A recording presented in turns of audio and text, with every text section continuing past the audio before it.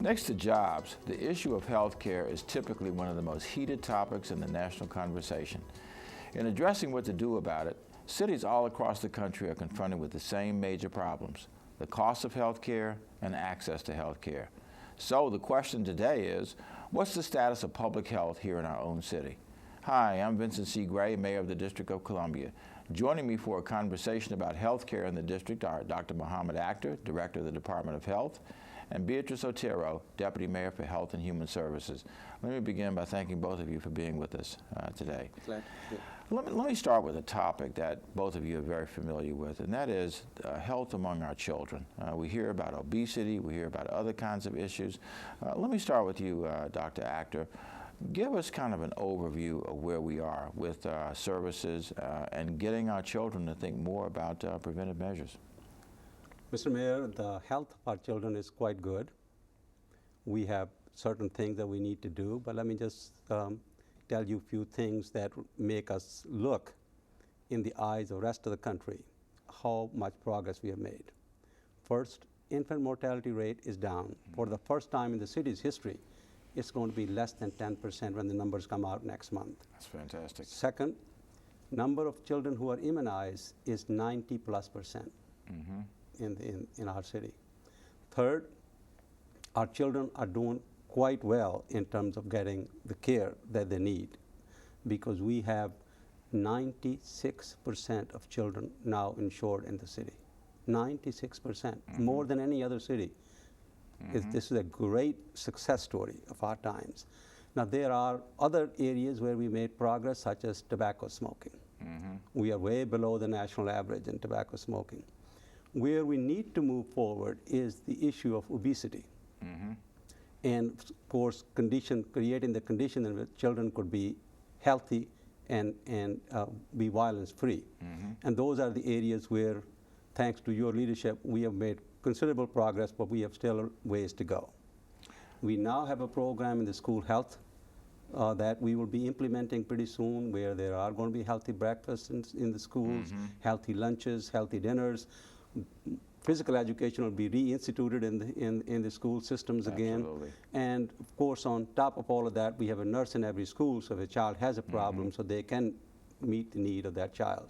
So we have done quite good. I give ourselves a B+, and we're moving towards an A-. Well, we won't rest until we get to be an A, right? Absolutely. Bibi, you work with children for many years. You've done a lot of great work in that area, and as Dr. Akhtar mentioned, obesity continues to be, I won't say an intractable problem, but certainly a difficult one. How can we impact that? Because some of that's going to require our kids to think differently about how they eat. Well, I think absolutely. I think it requires families to think differently about how they eat, because our children don't necessarily make the decisions about what they're fed. Their families make decisions at the very beginning. So our education around nutrition has got to be across the board. It has to be a part of curriculum in school. It has to be a part of our summer programs, our after-school programs, and change of lifestyle in many cases. Exercise. Our children are exercising very little. And so tied to bad nutrition, the lack of exercise have really created some very precarious situations for our kids, which lead to, obviously we know that obesity then leads to a number of chronic diseases that are nationally starting much, much earlier than they should. Will healthcare reform have a major impact on our children? I mean, you mentioned, Dr. Akhtar, that we already have, I think it's actually only 3.2% of our children who have no healthcare insurance, and 6.2% of our adults. Healthcare reform, is it going to give us the opportunity to make major advancements in how children, the health of children here in our city? Yes, Mr. Mayor, in two different ways. One way it's going to make a difference is that when children are insured and the parents are insured, then parents are more likely to take the children to the doctor. We have seen that nationally too. If only the child is insured and the parent doesn't have the insurance, they really are reluctant to take their children even to the doctor, to see the doctor. And so that will be a big plus if the whole family is insured, that we could do that. The second part of it is, Mr. Mayor, that the preventive services are now covered by the new plan. So everybody who needs the preventive services, such as immunization or weight control if somebody needs to see a doctor for that purpose, or for any other medical condition. They're all now covered, so it'll be a big plus for our city particularly, that if everybody has health insurance and they can go and get the preventive services that they need.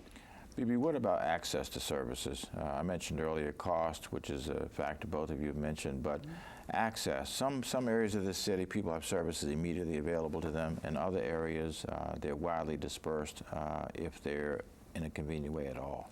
Well, I think we've made a lot of movement in that in the city. We have to continue to do more, and particularly in those underserved areas. Our primary health clinics across the city, our partnerships with community-based clinics, I think, is one of the most significant steps around that. They're easily accessible. They're generally much more in tune with what's happening in their local communities. And so I think continuing to invest in primary health care, continuing to invest in making it accessible at a neighborhood level is going to be key, and making sure that those who are insuring our children and our families are being held accountable to make sure that they are covering all of the things, all of the areas that children should be getting when they see their pediatrician, when they go to the clinic. Are they getting their immunizations? Are we looking at mental health issues for children early enough so that children's emotional and social development is cared for? Are we looking at developmental issues, and are we making the right referrals? And are we connecting the dots between the providers around areas of education and childcare and all of that to the health providers, and really linking those two? I think the well-being of our children is really dependent on a system of care, not on one individual aspect of the care system. You know, before we end this segment, I have to ask both of you about the issue of HIV and AIDS. This year we celebrated, if you can call it celebrating, the 30th anniversary.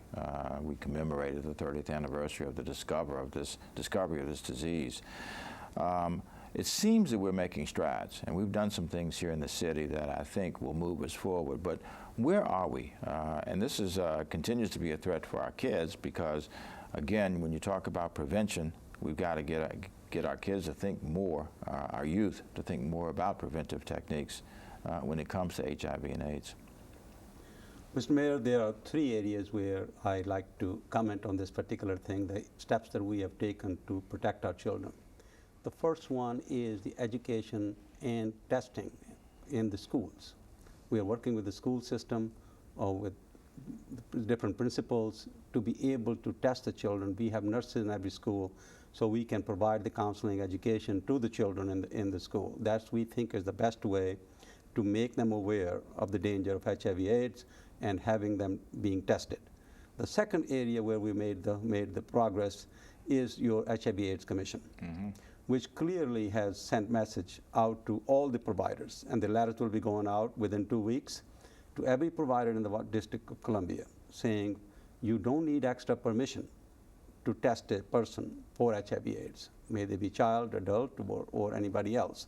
That we just need to make sure that this becomes the regular routine part of the testing process. We have a large population of HIV/AIDS positive in the city, and our emphasis is now to find all of those folks and put them into treatment. If we are able to put most of the people into treatment, the treatment on demand absolutely, initiative absolutely. we launched. Yeah. And so nobody in the District of Columbia